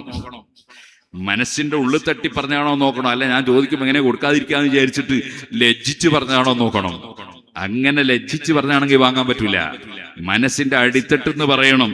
അങ്ങനെ വല്ല പെണ്ണും പറയൂ നിങ്ങൾക്ക് തോന്നുന്നുണ്ടോ? മനസ്സിന്റെ അടിത്തട്ടിൽ എന്റെ പൊന്നുങ്ങൾ എടുത്തോളി എന്ന് പറയുന്ന സ്ത്രീകൾ ഉണ്ടാവുമെന്ന് തോന്നുന്നുണ്ടോ? അത് വളരെ വിരളമായിരിക്കും സുഹൃത്തുക്കളെ. ഞാൻ ഏതായാലും പറഞ്ഞു വരുന്നത്, നമുക്ക് അള്ളാഹുവിന് നന്ദി ചെയ്യുക എന്ന് പറയുമ്പോ എല്ലാ സൃഷ്ടികളോടുമുള്ള കടപ്പാട് വീട്ടണം. അതിലാരും ഒഴിഞ്ഞു പോവില്ല. നിങ്ങൾ കണ്ടില്ലേ, പൂച്ചക്ക് വെള്ളവും ഭക്ഷണവും കൊടുക്കാതെ പിടിച്ച് കെട്ടിയിട്ടത് കൊണ്ട് ഒരു സ്ത്രീ നരകത്തിൽ കടന്നു എന്നല്ലേ നബി സല്ലല്ലാഹു അലൈഹി വസല്ലം പറഞ്ഞത്?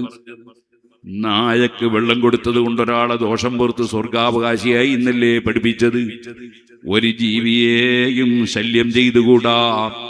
ഒരാൾക്കും നമ്മുടെ ജീവിതം കൊണ്ട് വിഷമമുണ്ടാകാൻ പാടില്ല. എല്ലാം അല്ലാഹുവിന്റെ സൃഷ്ടിയാണ്.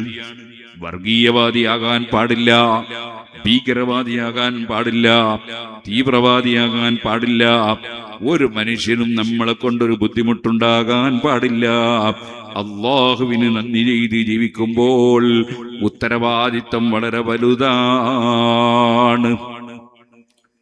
ആലിമീങ്ങൾ, അറിവുള്ളവർ, അവരെ ആദരിക്കുകയും അനുസരിക്കുകയും വേണം. ഹബീബ് നബി സല്ലല്ലാഹു അലൈഹി വസല്ലം തങ്ങളാണ് നമ്മുടെ എല്ലാ നന്മയുടെയും നിമിത്തം. റഹ്മത്തുൽ ലിൽ ആലമീൻ മുഹമ്മദുർ റസൂലുള്ളാഹി. ആ റസൂലുള്ളാഹി സല്ലല്ലാഹു അലൈഹി വസല്ലം തങ്ങളെ സ്വന്തം ശരീരത്തെക്കാൾ ഉമ്മ ബാപ്പയേക്കാൾ എല്ലാവരെക്കാളും സ്നേഹിക്കാതെ വല്ലദീ നഫ്സീ ബിയദിഹി, സത്യം ചെയ്തുകൊണ്ട് പറയുന്നു, ഒരാളും മൂമിനാകൂല. ആ നബിതങ്ങളെ ഏറ്റവും കൂടുതൽ സ്നേഹിക്കുമ്പോൾ അവിടുത്തെ കുടുംബങ്ങളായ സന്താന പരമ്പരകളായ സയ്യിദന്മാരോട് സ്നേഹവും ബഹുമാനവും വേണം. ഇതേപോലെ പ്രായമുള്ളവരോട് ബഹുമാനം വേണം, കുട്ടികളോട് കാരുണ്യം വേണം. അങ്ങനെ തുടങ്ങി എന്തെല്ലാം നിയമങ്ങളുണ്ടോ അതെല്ലാം പാലിച്ചുകൊണ്ട് ജീവിക്കണം. പടച്ചവൻ തന്ന നാവ് കൊണ്ട് കള്ളം പറയാൻ പാടില്ല. അത് അല്ലാഹു വിരോധിച്ചതാണ്. ആ നാവ് കൊണ്ട് മറ്റൊരാളെ കുറ്റവും കുറവും പറഞ്ഞിരിക്കാൻ പാടില്ല, കുറ്റവും കുറവും പറയാൻ പാടില്ല. അതിനാണല്ലോ ഗീബത്ത് എന്ന് പറയുന്നത്. അവൻ ഇഷ്ടപ്പെടാത്ത ഒരു കാര്യവും വേറെ ഒരാളെ പറ്റി പറയാൻ പാടില്ല. ജനങ്ങളെ പരസ്പരം തെറ്റിക്കാൻ വേണ്ടിയുള്ള നമീമത്ത് പറയാൻ പാടില്ല. ഒന്നിച്ച് ജീവിക്കുന്ന രണ്ട് പാർട്ട്ണർമാർ അവരൊന്നിച്ചിങ്ങനെ കച്ചവടം ചെയ്യുമ്പോ ഒരു മനുഷ്യൻ പോയിട്ട് ഒരാളോട് പറയുന്നു, നിങ്ങളെ പാർട്ട്ണർ ഉണ്ടല്ലോ, അയാള് നിങ്ങളെ പറ്റി എന്തെല്ലാം കുറ്റവും കുറവുമാണ് ഇന്നലെ പറഞ്ഞത് എന്ന് പറയുമ്പോ മറ്റവന്റെ മനസ്സിൽ വിഷമം വന്നില്ലേ? ആ പാർട്ട്ണറോട് വെറുപ്പ് തോന്നിയില്ലേ?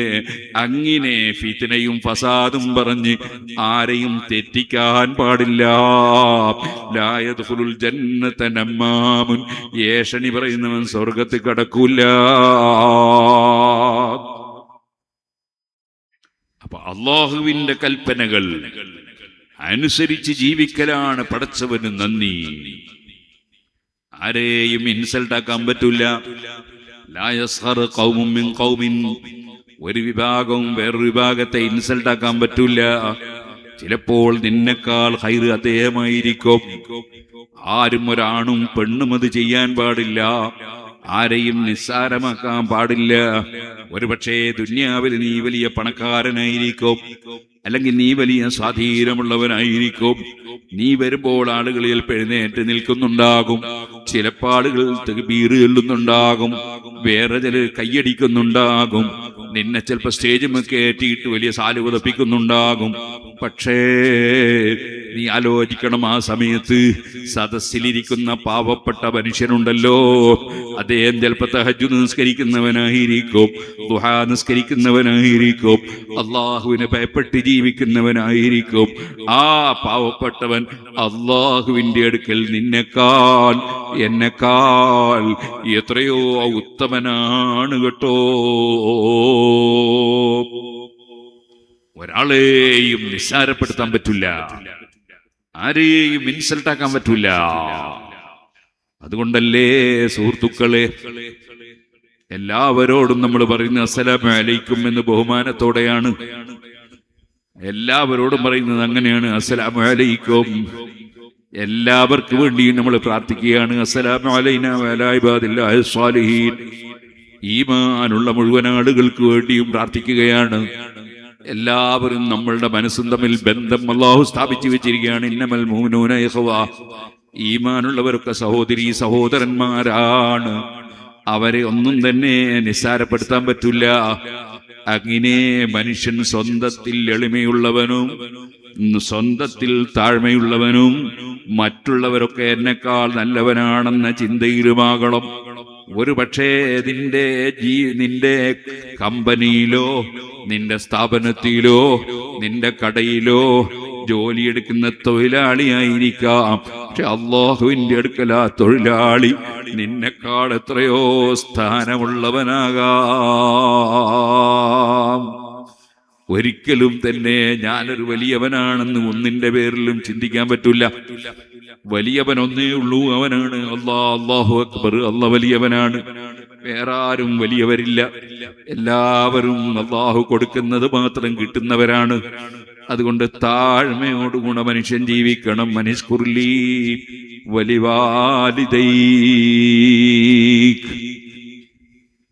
നന്ദിയോടുകൂടെ ജീവിക്കണം. അല്ലാഹുവിന് നന്ദിയുള്ളവനാകണം. എല്ലാ രംഗത്തും വേണം. ഞാനിതൊന്നും പറഞ്ഞിട്ട് തീർന്നിട്ടൊന്നുമില്ല. ഇനി എത്ര സംഗതികളുണ്ട് ഒരു മനുഷ്യൻ ജീവിക്കുമ്പോൾ ശ്രദ്ധിക്കേണ്ട കാര്യങ്ങൾ. എന്തിനധികം പറയണം?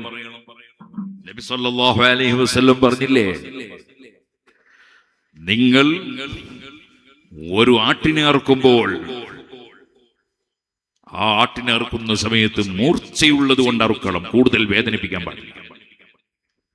അതുപോലെ അനാവശ്യമായി വേദനിപ്പിക്കാൻ പാടില്ല.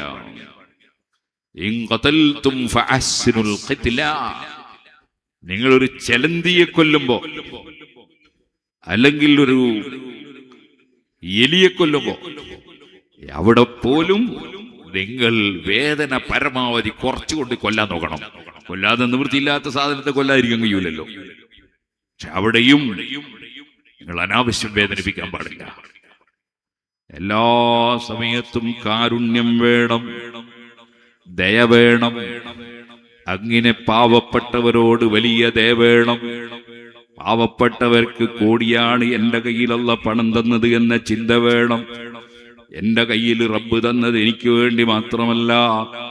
എന്റെ അയൽവാസി പട്ടിണി കിടക്കുമ്പോ എനിക്ക് ഭക്ഷണം കഴിച്ച് ജീവിക്കാൻ പറ്റൂല. അതേ അയൽവാസിയുടെ അതാ മക്കൾ പെരുന്നാളിന് പുതിയ തുണി കിട്ടിയോ ഇല്ലേ എന്ന് ആലോചിക്കണം. എനിക്ക് മാത്രം മക്കൾക്ക് തുണിയെടുക്കാനല്ല അള്ളാഹു എന്റെ കയ്യിൽ പണം തന്നത്. നിങ്ങൾ കേട്ടിട്ടില്ലേ ബഹുമാനപ്പെട്ട മഅറൂഫുൽ ഖർഖി റളിയല്ലാഹു അൻഹു, വഹീദീൻ ശൈഖ് റളിയല്ലാഹു അൻഹുവിനെ പോലുള്ള മഹാന്മാർ എല്ലാവരും മഅറൂഫുൽ ഖർഖി റളിയല്ലാഹു അൻഹുവിന്റെ ശിഷ്യ പരമ്പരയിലുള്ളവരാണ്. ആ മഅറൂഫുൽ ഖർഖി റളിയല്ലാഹു അൻഹു പെരുന്നാളിന്റെ ദിവസം ഈത്തപ്പനയുടെ കുരു പെറുക്കുകയാണ്. അപ്പോൾ ശിഷ്യന് സരീസ് തങ്ങൾ വന്ന് ചോദിച്ചു, ഉസ്താദേ, നിങ്ങൾ ഈ പെരുന്നാളിന് എന്തിനാണ് ഈത്തപ്പനക്കുരു പെറുക്കുന്നത്? മാനവர்கள் പറഞ്ഞു, മോനെ, അപ്പുറത്തൊട്ട് ഒരു കുട്ടി, ആ കുട്ടി യതീമാണ്. മറ്റുള്ള കുട്ടികളെല്ലാം നല്ല വസ്ത്രം ധരിച്ച്, പുതിയ വസ്ത്രം ധരിച്ച് സന്തോഷത്തിലാണ്. ആ കുട്ടിക്ക് പുതിയ വസ്ത്രം കിട്ടിയിട്ടില്ല. എന്റെ കയ്യിൽ വാങ്ങിക്കൊടുക്കാൻ ക്യാഷില്ല. അതുകൊണ്ട് ഞാൻ മനസ്സിലാക്കി, കുറെ ഈത്തപ്പനക്കുരു പെറുക്കിയിട്ട് അത് വിറ്റ് കാശാക്കിയാൽ ആ കുട്ടിക്ക് തുണി വാങ്ങിക്കൊടുക്കാമല്ലോ. ഇന്നും ഇറാഖിൽ പോയാൽ മഅറൂഫുൽ ഖർഖി റളിയല്ലാഹു അൻഹുവിന്റെ ജാറം കാണാം. സുബ്ഹാനല്ലാഹ്, ഖബർ, അവിടുത്തെ ഖബറിനെ സംബന്ധിച്ച് തിറിയാക്കാണെന്ന് എഴുതി വെച്ചത് കാണാം. എന്ന് പറഞ്ഞാൽ അവിടുത്തെ ഖബറിങ്കിൽ വെച്ച് ദുആ ചെയ്താൽ പ്രത്യേകം ഇജാബത്താണ്. ആ മഅറൂഫുൽ ഖർഖി തങ്ങൾ പെരുന്നാളിന് ഈത്തപ്പനക്കുരു പെറുക്കുന്നത് എന്തിനാണ്? പാവപ്പെട്ട കുട്ടിക്ക് തുണി വാങ്ങിച്ചു കൊടുക്കാനാണ്. അൽഹംദുലില്ലാഹ്, പാവപ്പെട്ട പെൺകുട്ടികളെ വിവാഹവും പാവപ്പെട്ടവരുടെ വീട് നിർമ്മാണവും അത്തരം കാര്യങ്ങൾക്ക് വേണ്ടിയൊക്കെ ഇവിടുത്തെ ജമാഅത്ത് പ്രവർത്തിക്കുന്നതായി അറിഞ്ഞതിൽ സന്തോഷമുണ്ട്. അതിനെല്ലാം ഒരുപാട് ചെലവ് വന്നതിനാൽ വലിയ സംഖ്യ കടമുണ്ടെന്നും ജമാഅത്തിന്റെ പ്രതിനിധികൾ എന്നോട് പറഞ്ഞു. എല്ലാവരും കഴിവിന്റെ പരമാവധി സഹായിച്ചു കൊടുക്കണമെന്ന് ഇടയ്ക്ക് ഓർമ്മപ്പെടുത്തുകയാണ്. മഅറൂഫുൽ ഖർഖി തങ്ങളോട് ശിഷ്യന് സരീസ് തങ്ങൾ പറഞ്ഞു, ഉസ്താദ്, ഇന്ന് ഈത്തപ്പനക്കുരു പെറുക്കണ്ട, ആ കുട്ടിക്ക് വസ്ത്രം ഞാൻ വാങ്ങിച്ചു കൊടുക്കാം. അല്ലാഹുവിന്റെ ഔലിയാക്കൾ, ആരിഫീങ്ങൾ, അവർ 100% അല്ലാഹുവിന് നന്ദിയുള്ളവരായി ജീവിക്കാൻ ശ്രമിക്കുകയാണ്. ഞാൻ ഈ ചരിത്രം കണ്ടപ്പോ എന്റെ മനസ്സിൽ ഇങ്ങനെ തോന്നി, ഈത്തപ്പനക്കുരു പെറുക്കിയിട്ട് എന്താക്കാനാണ്, അത് വിറ്റിട്ട് എന്താക്കാനാണ്. അങ്ങനെ ഇരിക്കുമ്പോ ഞാനൊരു വീട്ടിൽ ഒരാവശ്യത്തിനു വേണ്ടി ക്ഷണിച്ചപ്പോൾ പോയി. അവിടുത്തെ വീട്ടുകാരൻ മൊയ്തു ഹാജി ചായ കുടിക്കാനിരുന്നപ്പോൾ എനിക്ക് ഒരു കോപ്പയിൽ കുടിക്കാനുള്ള സാധനം കൊണ്ടെത്തും. കാപ്പിയാണെന്ന് ഞാൻ കരുതി. ഞാനത് കുടിച്ചു. കുടിച്ചപ്പോൾ അദ്ദേഹം ചോദിച്ചു, കാപ്പി എങ്ങനെയുണ്ട് എന്ന്. അവന് നല്ല ഷാറുണ്ട്, നല്ല ഷാറുണ്ട്, നല്ല കാപ്പി. അദ്ദേഹം പറഞ്ഞു, അത് കാപ്പിയല്ല ഉസ്താദ്, അത് ഈത്തപ്പനക്കുരു ഉണക്കിയിട്ട് വറുത്ത് പൊടിച്ചതാ. നല്ല സാധനമാണ്, ആരോഗ്യത്തിന് വളരെ നല്ലതാണ്. ഒരു കുഴപ്പവും കാപ്പിയുടെയും ചായന്റെ ഒന്നും കുഴപ്പമുണ്ടാവില്ല, വളരെ നല്ല സാധനമാണ്. എന്നിട്ട് പറഞ്ഞു, ഞാനൊരു ചെറിയ ബോട്ടില് ഞാൻ കാറിൽ വെക്കുന്നുണ്ട്, നിങ്ങൾ വീട്ടിൽ കൊണ്ടുപോയിട്ടൊന്നും കൂടി നിങ്ങളൊന്ന് പരിശോധിച്ച് നോക്കുന്നു. ഞാൻ വീട്ടിൽ കൊണ്ടുപോയി എൻ്റെ ഭാര്യയോട് പറഞ്ഞു, ഇത് ഒന്നുണ്ടാക്കി കൊണ്ടുവരണം, നീ ഒന്ന് കുടിച്ചു നോക്കണം. എല്ലാവരും കുടിച്ചു നോക്കുമ്പോൾ നല്ല അഭിപ്രായം. കാപ്പി എങ്ങനെയുണ്ട്? വളരെ ജോറുണ്ട്. സംഗതി കാപ്പിയല്ല, അലൂമിനിയത്തിന്റെ ചെമ്പ് എന്ന് പറഞ്ഞ മാതിരിയാ. അപ്പോ ഇത് ഈത്തപ്പനക്കുരുവാണ്. ഞാൻ പിന്നീട് കുറെ ദിവസം കഴിഞ്ഞപ്പോൾ മലപ്പുറം ജില്ലയിൽ ഒരു മുസ്ലിയാർ വന്നു. അദ്ദേഹം എന്റെ പ്രസംഗത്തിൽ ഈ ഈത്തപ്പനക്കുരുവിനെ സംബന്ധിച്ച് ഞാനിത് പറഞ്ഞത് കേട്ടപ്പോ അയാൾ വിചാരിച്ച് ഈത്തപ്പനക്കുരു ഒക്കെ ഒന്ന് സംഘടിപ്പിച്ചിട്ട് ഒരു കമ്പനി തുടങ്ങിയാൽ എന്താ, ഈത്തപ്പനക്കുരുവിന്റെ പൊടി വിൽക്കുന്ന ഒരു കമ്പനി. അദ്ദേഹം അങ്ങനെ ഒരു കമ്പനി തുടങ്ങിയിട്ട് നല്ല ബിസിനസ് നടത്തുകയാണ്. ഒരു ദിവസം എനിക്കും കൊണ്ടു തന്നു അദ്ദേഹത്തിന്റെ കമ്പനിയിലെ പ്രൊഡക്റ്റ്. ഞാൻ പറഞ്ഞു വന്നത്, സമസ്ത കേരള ജമിയത്തുൽ ഉലമയുടെ 40 ആലിമീങ്ങൾ സിറാജുൽ ഹുദയിൽ വന്ന ഒരു പരിപാടി ഉണ്ടായിരുന്നു, മുശാവ. അന്ന് അദ്ദേഹത്തോട് ഞാൻ പറഞ്ഞു, എല്ലാ ആലിമീങ്ങൾക്കും ഓരോ കൂപ്പി കൊടുക്കാൻ വേണ്ടി കൊണ്ടു തരണം. അയാൾ കൊണ്ടു തന്നു, ഞാൻ കൊടുക്കുകയും ചെയ്തു. അപ്പൊ ഈ ഈത്തപ്പനക്കുരു അത് മഅറൂഫുൽ ഖർഖി തങ്ങളുടെ ബർക്കത്താണെന്ന് എനിക്ക് തോന്നുന്നത്. ഞാൻ ഈ ഈത്തപ്പനക്കുരുവിന്റെ ഉപയോഗം എന്താണ് എന്ന് അറിയാതിരിക്കുമ്പോഴാണ് ഇതൊക്കെ എനിക്ക് അല്ലാഹു തആല കാണിച്ചു തന്നത്. ഈത്തപ്പനക്കുരു അത് പെറുക്കി വിൽക്കുകയാണ് മഅറൂഫുൽ ഖർഖി തങ്ങൾ. എന്തിന്? കടപ്പാട് വിട്ടാനാ. അദ്ദീ സകാത്തൽ ജാഹി ഫലം ബിഅന്നഹാ കമിത്ലി സകാത്തിൽ മാലി ഇമാം ശാഫിഈ റളിയല്ലാഹു അൻഹു പറഞ്ഞു, എടോ നീ സ്ഥാനത്തിന്റെ സകാത്ത് കൊടുക്കണം. ഓരോരുത്തർക്ക് ഓരോ സ്ഥാനം ഉണ്ടാവും. ഓരോരുത്തർക്ക് അല്ലാഹു കൊടുത്ത ഓരോ സ്ഥാനം ഉണ്ടാവും. ഒരാൾ മുദരിസ്, മറ്റേയാള് പ്രിൻസിപ്പള്, മറ്റേയാള് സദർ മുഅല്ലിമ്, മറ്റേയാള് മുഅല്ലിമ്, വേറൊരാള് മാഷ്, മറ്റൊരാള് അവിടുത്തെ മാനേജർ, മറ്റൊരാള് പള്ളിന്റെ പ്രസിഡന്റ്, സെക്രട്ടറി, ഖജാൻജി, ഇങ്ങനെയൊക്കെ തുടങ്ങി ഓരോ സ്ഥാനം ഉണ്ടാവും. വേറെ ചിലർക്ക് MLA, വഖഫ് ബോർഡ് മെമ്പർ, ചെയർമാന്, ഇങ്ങനൊക്കെ പല സ്ഥാനവും ഉണ്ടാവും. ചിലര് മന്ത്രി, അതുപോലെ അതിന്റെ കാണാൻ മേലുള്ള ആളൊക്കെ ആയിട്ട് അങ്ങനെ ഉണ്ടാകും. ഏത് സ്ഥാനം കിട്ടിയാലും ആ സ്ഥാനത്തിന്റെ സക്കാത്ത് കൊടുക്കണം എന്നാണ് ഷാഫി ഇമാം പറഞ്ഞത്. അതിന്റെ മാൻ എന്താണ്?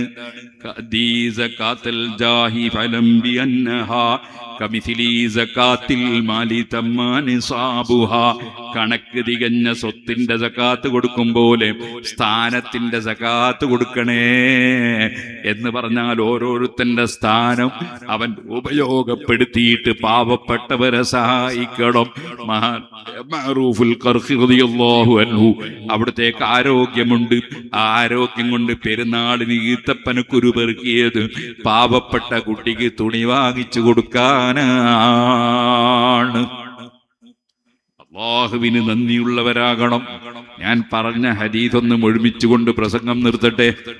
അഷ്റഫുൽ ഖൽഖ് സല്ലല്ലാഹു അലൈഹി വസല്ലം തങ്ങളുടെ സമീപത്ത് വന്ന് ഒരാള് പറഞ്ഞു, എന്റെ ബാപ്പ എന്റെ സ്വത്തുക്കൾ എടുത്തു കളയുന്നു എന്ന് കംപ്ലൈന്റ് പറഞ്ഞുവെന്നാണ് ഞാൻ തുടക്കത്തിൽ പറഞ്ഞത്. തുടക്കത്തിലുള്ളവർക്ക് അത് ഓർമ്മയുണ്ടാകും.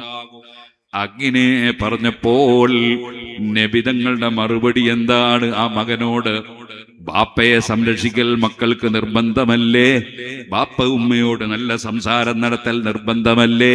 ഖുർആൻ പറഞ്ഞതല്ലേ, അതാ ഇമ്മാ യബ്ലുവന്ന ഇൻദകൽ കിബറ അഹദുഹുമാ ഔ കിലാഹുമാ, ബാപ്പക്കോ ഉമ്മക്കോ പ്രായമായാൽ ഫലാ തഖുൽ ലഹുമാ ഉഫിൻ, അവരോട് അവരെ മനസ്സിന് ക്ലേശമുണ്ടാക്കുന്ന ഒരൊറ്റ അക്ഷരം പറയല്ലേ. വലാ തൻഹറുഹുമാ, അവരെ വിരട്ടുന്ന ശൈലിയിൽ സംസാരിക്കല്ലേ. വലാ തൻഹറുഹുമാ വഖുൽ ലഹുമാ ഖൗലൻ കരീമാ, വളരെ മാന്യമായി താഴ്മയോടെ അല്ലാതെ ബാപ്പ ഉമ്മയോട് സംസാരിക്കല്ലേ. വഖ്ഫിദ് ലഹുമാ ജനാഹ ദുല്ലി മിനർ റഹ്മ, കാരുണ്യത്തിന്റെ താഴ്മയുടെ ചിറക് നീ അവർക്ക് വിരിച്ചു കൊടുക്കണേ. അഥവാ അത്രയും താഴ്മയോടെ ഉമ്മ ബാപ്പ എന്നൊക്കെ പറയുമ്പോ വളരെ താഴ്മയോടെ അല്ലാതെ അവരോട് പെരുമാറല്ലേ. ചില ആളുകളില്ലേ, ഉമ്മ ഒരു കാര്യം പറയുമ്പോ എന്നെ കൊണ്ടാവില്ല, എന്നോട് പറയണ്ട, ജ്യേഷ്ഠനോട് പറഞ്ഞാലെന്താ, അനുജനോട് പറഞ്ഞാലെന്താ, ഞാൻ തന്നെ ആക്കണമെന്നുണ്ടോ? ഇങ്ങനത്തെ ശൈലിയൊന്നും പറഞ്ഞു പോകല്ലേ മക്കളെ. ബാപ്പ ഉമ്മ അവർക്ക് നന്ദിയോടുകൂടെ ജീവിക്കുക എന്നത് അള്ളാഹുവിന് ചെയ്യുന്ന ഏറ്റവും വലിയ നന്ദിയാണ് കേട്ടോ. അവൻ നമ്മെ കാണുന്നുണ്ട്, അറിയുന്നുണ്ട്. നമ്മളും ബാപ്പയും ഉമ്മയുമൊക്കെ ആയി മാറുന്നൊരു കാലം വരാനുണ്ട്. അന്ന് നമ്മളെ മക്കള് നമ്മളോട് നല്ല നിലക്ക് പെരുമാറണോ.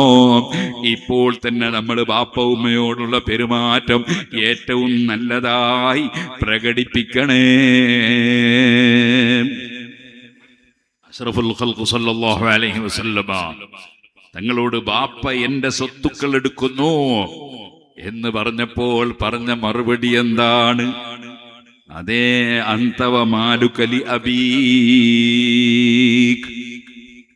നീയും ബാപ്പാന്റെതാണ്, നിന്റെ സ്വത്തും ബാപ്പാന്റെതാണ്. നീയും ബാപ്പാന്റെതാണ്, നീ ഇവിടെ വെറുതെ ഉണ്ടായതല്ല, നിന്റെ ബാപ്പ കാരണത്താൽ ഉണ്ടായതാണ്. മാലുക, നിന്റെ സ്വത്തും ലി അബീക്, നിന്റെ ബാപ്പാക്കുള്ളതാണ്.